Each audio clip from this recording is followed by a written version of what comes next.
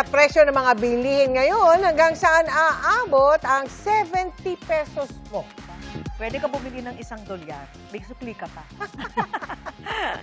Pero para sa 11 taong gulang na binatilyo sa Iloilo City, ang 70 pesos kayang magbigay ng ngiti sa kanyang mama. Wow!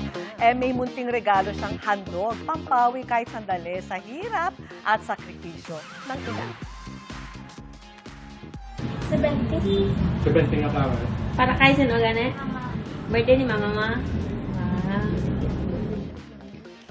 Mula eskwela, diretso sa flower shop na ito si Jamin para itanong kung may mabibiling bulaklak ang hawak niyang 70 pesos. Pero pera na pinag-ipunan daw niya.